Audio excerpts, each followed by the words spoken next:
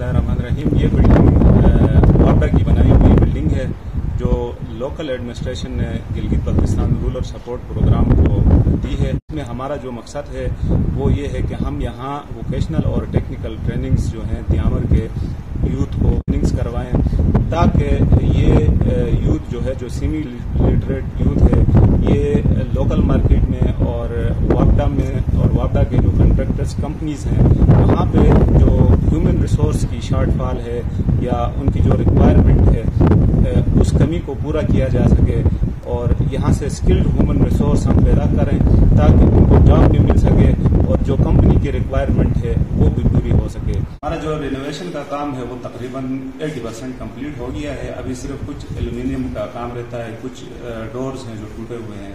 उसके लिए हमने जो स्किल्ड पर्सन है उसको गिलगित से हमने बुलाया है।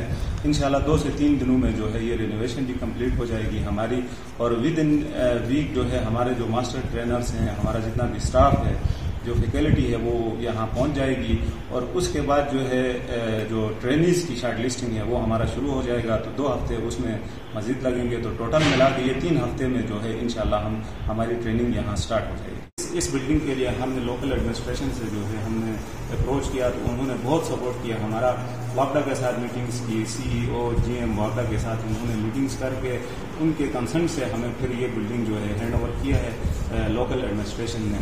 और ये हमारी ट्रेनिंग के लिए, क्योंकि हमारे काफ़ी ट्रेड्स इसमें हैं, 10 ट्रेड्स हैं, उसमें इलेक्ट्रीशियन, प्लम्बर और industrial electrician, mason, tile fixer और सोलर टेक्नीशियन और मुख्तलिफ 12 ट्रेड्स पे फर्स्ट फेज में हम काम कर रहे हैं।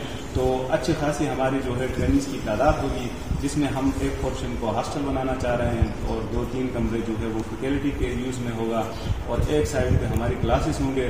तो इतनी बड़ी बिल्डिंग जो है वो हमें क्लास में कहीं भी अवेलेबल नहीं थी।